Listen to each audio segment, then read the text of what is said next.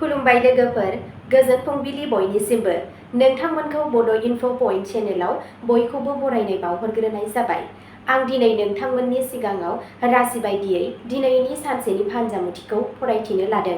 आसा खालामो नोंथांमोनहा भिडिअखौ नायना मोजां मोनगोन।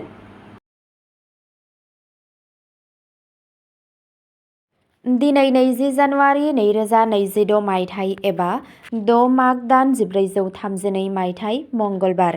गिबियावनो दङ मेष राशि। दिनै साहस आरो गोहोआ बांगोन। थालांनाय हाबाफोरखौ सिगांथिं लांनो खाबु मोनगोन। खामानि थिलियाव बादायलायनाया बांनो हागौ। हाखु-दाखु लानाय थिरांथाया खहा गोनां जानो हागौ। रांखान्थियारि हालोदाव जौगानायनि नेरसोन दं। माखासे बाथ्राफोरखौ लानानै नखराव दावराव-दावसि जानो हागौ। सावस्रियाव मेंनाय एबा मोदोमनि नारसिननाय जानो हागौ। संयम आरो धैर्यजों खामानि माव। नोंथांनि दिनैनि खाफालगोनां दिगआ जादों सानजा, खाफालगोनां अनजिमाया जादों 9 आरो खाफालगोनां गाबआ जादों खमला गाब। बृषभ राशि। दिनै रांखान्थियारि बिथिङाव सोलोजों थिरांथा लानाया गोनांथि जानानै फैदों। खामानि थिलियाव दिदोमथि थागोन। बैसोगोराफोरनिफ्राय मदद मोनगोन। गोसोआरि जेंनाफोराव जेथो जानायनिफ्राय गोजानाव था। नखरजों सम हगारनाया गोसोआरि गोजोन लाबोगोन। सावस्रिया नर्मेल थागोन, नाथाय जानाय आदारनि सायाव गोसो हो। गोजाम खामानिफोरा आबुं जानो हागौ। धैर्य लाखिनाया मुलाम्फा जागोन।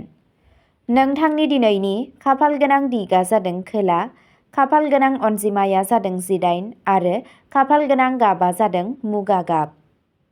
मिथुन राशि। दिनै नोंथांनि मेलेमारि गोहो आरो रायज्लायनायनि रोंग'थिया गोख्रों जागोन। नोंथाङा गोदान खारिथिनिफ्राय मुलाम्फा जानो हागौ। नोंथांनि सोदोबफोरा खामानि थिलियाव बेसेनगोनां जागोन। गोनांथि गैयै बाथ्रा दान्थेलायनायनिफ्राय गोजानाव था। रांखान्थियारि थासारिया समानथि थागोन। सावस्रियाव एसे उन्दुनो हायै जानो हागौ। नोंथाङा लोगोफोरनिफ्राय हेफाजाब मोनगोन। मोनसे गोदान बिथांखि जागायनो हागौ। नोंथांनि दिनैनि खाफालगोनां दिगआ जादों साहा, खाफालगोनां अनजिमाया जादों 5 आरो खाफालगोनां गाबआ जादों रेजें गोथां गाब। कर्क राशि। दिनै नोंथांनि गोसोनि मोनदांथिफोरखौ दबथायनो गोनां जागोन। नोंथाङा न' एबा नखरजों सोमोन्दो गोनां थिरांथा लानो गोनां जानो हागौ। खामानि थिलियाव धैर्यजों खामानि मावब्ला जाफुंसार जागोन। रांखान्थियारि थासारिया सरासनस्रा थागोन। सावस्रियाव उदैजों सोमोन्दो थानाय एबा उन्दुनायाव जेंना जानो हागौ। सासे बैसोगोरा सुबुंनि बोसोनआ बाहायजाथाव जागोन। गोसोआरि नारसिनथायनिफ्राय गोजानाव था। साना गेजेर जागोन। नोंथांनि दिनैनि खाफालगोनां दिगआ जादों सा-सानजा, खाफालगोनां अनजिमाया जादों 12 आरो खाफालगोनां गाबआ जादों अख्रां गाब। सिंह राशि। दिनै फोथायथि आरो गोहोमा बांगोन। खामानि थिलियाव नोंथाङा गोदान बिबानफोर मोननो हागौ। राङारि मुलाम्फानि खाबुफोर दं। अहंकारा सोमोन्दोआव जानथाय सोमजिहोनो हागौ। नोंथांनि बिबुंथिखौ नखराव बेसेन होनाय जागोन। सावस्रिया मोजां थागोन। खुंथायारि खामानिफोराव जाफुंसार जानो हायो। धैर्य लाखि। नोंथांनि दिनैनि खाफालगोनां दिगआ जादों खोला-सानजा, खाफालगोनां अनजिमाया जादों 21 आरो खाफालगोनां गाबआ जादों गेरुआ गाब। कन्या राशि। दिनै नोंथांनि खामानियाव सांग्रांथि आरो आब्रुथिनि गोनांथि जागोन। नोंथांनि खामानिनि आबहावायाव नारसिननाया बांनो हागौ। रांखान्थियारि बिथिङाव खैफोद लानायनिफ्राय गोजानाव था। नोंथाङा मेंनाय एबा उदैजों सोमोन्दो गोनां जेंनाफोर मोनदांनो हागौ। नोंथाङा नोंथांनि नखरनिफ्राय हेफाजाब मोनगोन। लेखा बिलाइजों सांग्रां जा। सिगांनि नाजानायफोरा फिथाय होनो हागौ। साना खस्थ'जों बुंफबनाय जागोन। नोंथांनि दिनैनि खाफालगोनां दिगआ जादों सोनाब, खाफालगोनां अनजिमाया जादों 3 आरो खाफालगोनां गाबआ जादों क्रिम गाब। तुला राशि। दिनै गोरोबलायनाय आरो बुजिलायनायनि गेजेरजों थासारिया जाफुंगोन। बाहागोदारि खामानिफोराव मुलाम्फा जानायनि खाबु थायो।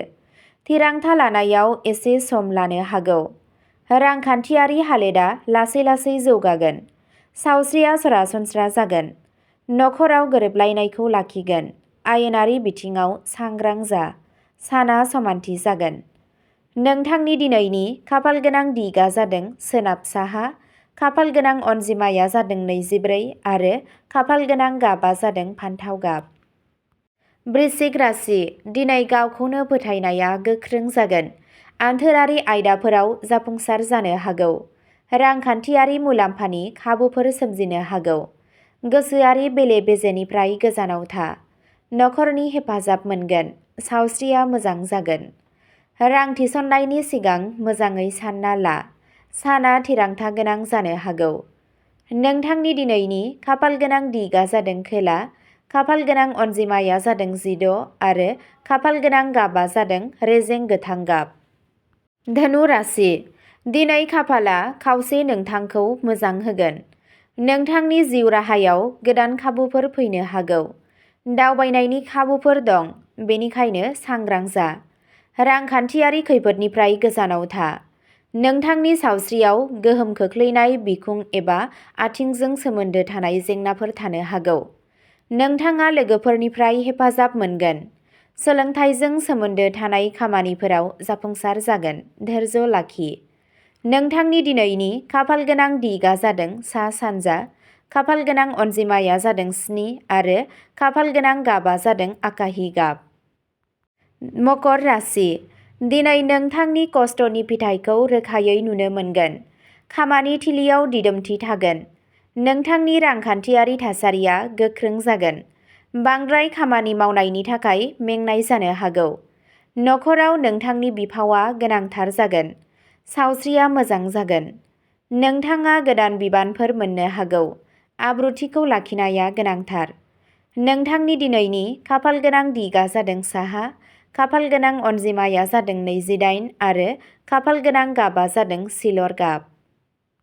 कुम्भ राशि, दिनै नोंथाङा गोदान सानस्रि आरो गोदान दिहुनथायफोरनिफ्राय मुलाम्फा जागोन। नोंथाङा खामानि थिलियाव मोनसे आलादा सिनायथि गायसनगोन। रांखान्थियारि थासारिया जौगागोन। गोसोनि सायाव बिथा खालामनानै थिरांथा लानायनिफ्राय गोजानाव था। सावस्रिया मोजां थागोन। समाजारि बेंखनआ गोसारगोन। मोनसे गोदान बिथांखिनि सायाव खामानि जागायनो हागौ। साना मोजां जागोन। नोंथांनि दिनैनि खाफालगोनां दिगा जादों सोनाब, खाफालगोनां अनजिमाया जादों 11 आरो खाफालगोनां गाबा जादों मै गाब। मीन राशि, दिनै नोंथांनि गोसोआ गोसोआरि गोजोन आरो इसिङारि गोसोनि सायाव थागोन। सोरजिलु खामानियाव जाफुंसार जागोन। रांखान्थियारि हालोदआ समानथि थागोन। गोसोआरि थासारियाव लानाय थिरांथाफोरा खहा खालामनो हागौ। नोंथाङा नखरनिफ्राय हेफाजाब मोनगोन। सावस्रियाव गोसोआरि गोजोन थागोन। नोंथाङा धोरोमारि हाबाफोरनि फारसे गोसो जागोन। साना गोजोन आरो मोजां जागोन। नोंथांनि दिनैनि खाफालगोनां दिगा जादों सानजा, खाफालगोनां अनजिमाया जादों 20 आरो खाफालगोनां गाबा जादों गलापि गाब। अब्ला दिनैनि राशि फरायथिनाया एसेनोसै। गोजोन्थों।